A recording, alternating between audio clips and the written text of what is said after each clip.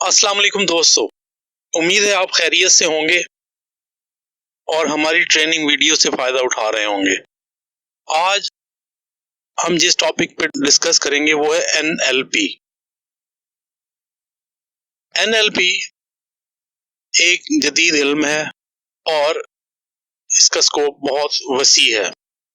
बहुत सारी फील्ड में एनएलपी का इस्तेमाल किया जाता है। कंटेंट राइटिंग के लिए भी अगर आप एनएलपी का यूज करें तो बहुत ही पुरअसर तहरीर लिख सकते हैं। एनएलपी से मुराद न्यूरो लिंग्विस्टिक प्रोग्रामिंग है।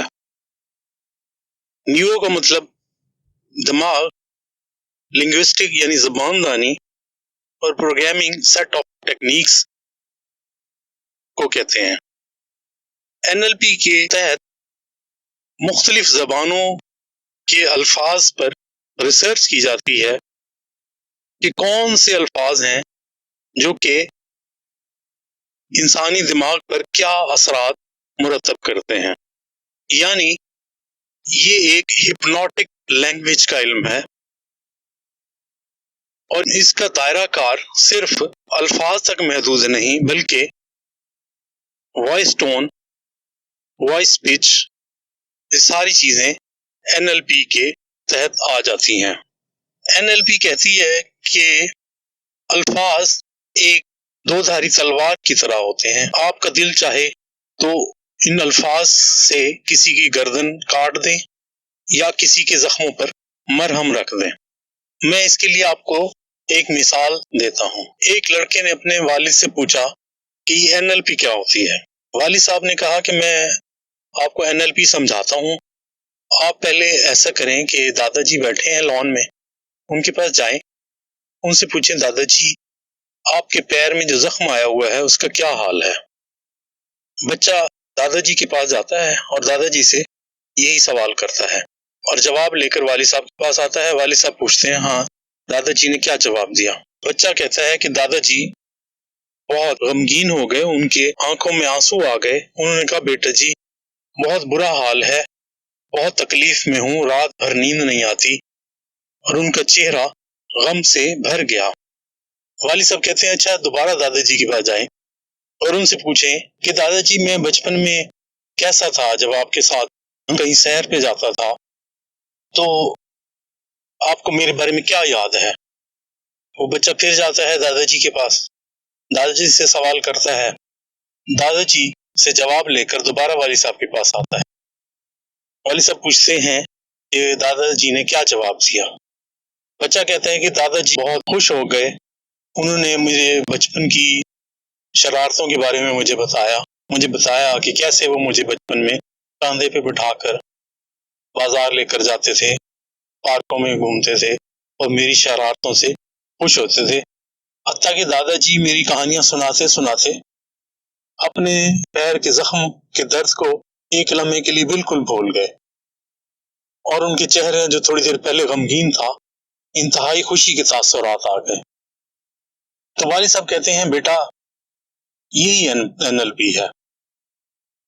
आपके अल्फाज ही की ताकत है कि आप उनको किसी की गर्दन के काटने का जरिया बना दें या किसी के जख्मों पर मरहम रख दें। याद रखें कि अल्फाज से लगाया हुआ घाव सदियों नहीं भरता, जबकि छुरी या तलवार से लगा हुआ जख्म फिर भर जाता है। तो आप किसी के लिए हमदर्दी का बाइस बन सकते हैं या किसी को तकलीफ पहुंचाने का बाइस बन सकते हैं।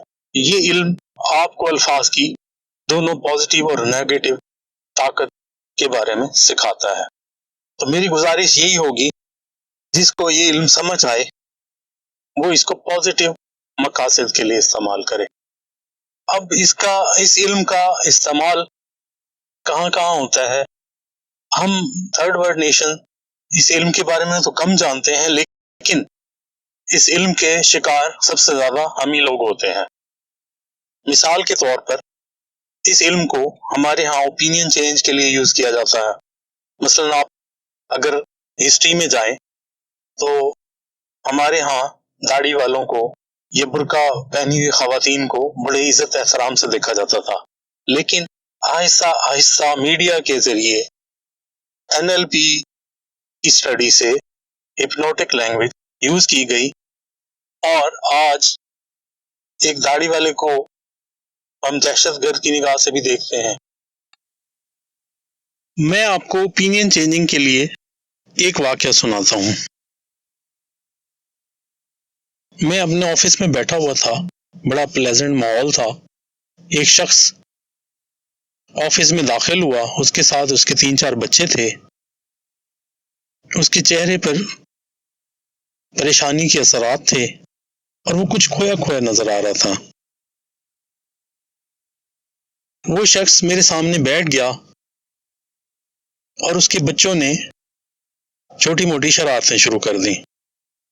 وہ شرارتیں بڑھتے بڑھتے بدتمیزی تک پہنچ گئیں اور وہ چیزوں کو اٹھا اٹھا کر پھینکنے لگے۔ تھوڑی ہی دیر میں انہوں نے پورے آفس کا نظام گڑبڑ کر دیا۔ میرے چہرے پر ناگواری کے اثرات کو اس شخص نے محسوس کر لیا۔ اس نے میری طرف دیکھا اور کہا کہ معذرت چاہتا ہوں، دراصل ابھی میں ہاسپٹل سے آ رہا ہوں، مجھے کچھ رقم کی ضرورت تھی، میری بیوی کی ڈیتھ ہو چکی ہے اور ہاسپٹل والوں کو ڈیوز پے کرنے تھے، یہ میرے بچے ہیں، ان کو اکیلا چھوڑ کے نہیں آ سکتا تھا، اس لیے میں ان کو اپنے ساتھ آپ کے آفس لے آیا، میں معذرت خواہ ہوں۔ تو ایک دم سے میرے جذبات جو تھوڑی دیر پہلے غصے اور ناگواری سے بھرے ہوئے تھے، ہمدردی میں بدل گئے۔ NLP دراصل ہمیں یہی سکھاتی ہے کہ الفاظ میں اتنی طاقت ہے کہ آپ کسی بھی سچویشن کو کسی طرح بھی مولڈ کر سکتے ہیں، کوئی بھی اوپینین چینج کر سکتے ہیں۔ NLP یہ کہتی ہے کہ حقیقت کچھ بھی نہیں ہوتی،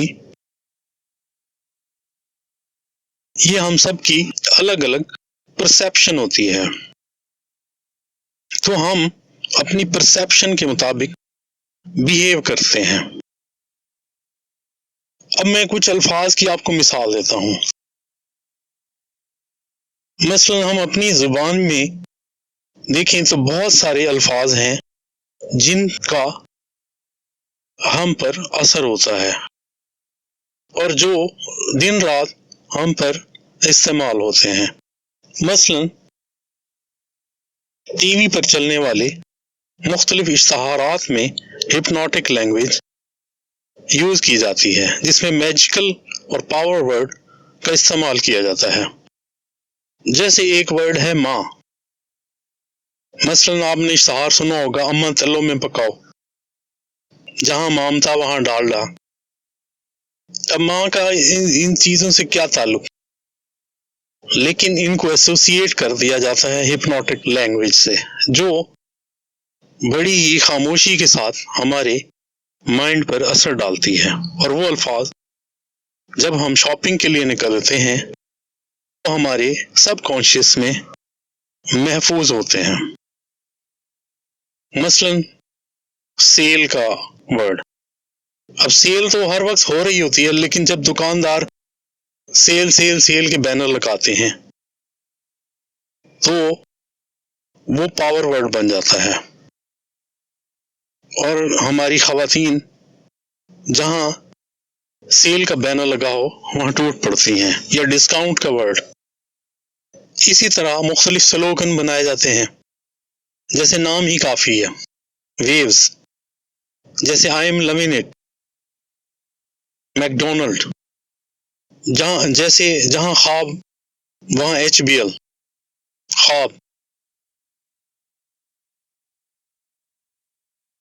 تو اس طرح کی بے شمار ورڈ ہر زبان میں موجود ہیں۔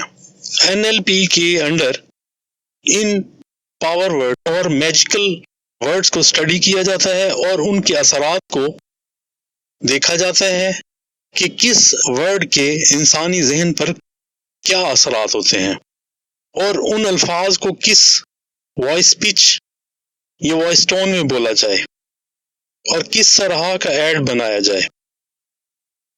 جو لکھاری یا رائٹر NLP کو سیکھ لیتا ہے وہ اپنے پڑھنے والے کے ذہن پر کنٹرول حاصل کر لیتا ہے اور اس کے ذہن کو جکڑتا چلا جاتا ہے اور اس کے دماغ میں اپنی مرضی کے خیال ڈالتا چلا جاتا ہے۔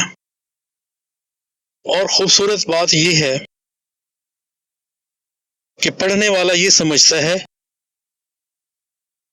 کہ یہ شاید اس کا اپنا خیال ہے۔ اس عمل کو برین واشنگ بھی کہا جاتا ہے۔ امید ہے آج کی ویڈیو سے آپ کو NLP کو سمجھنے میں مدد ملی ہوگی اور آپ تھوڑی ریسرچ کر NLP کو پازیٹیو مقاصد کے لیے استعمال کریں گے۔ شکریہ۔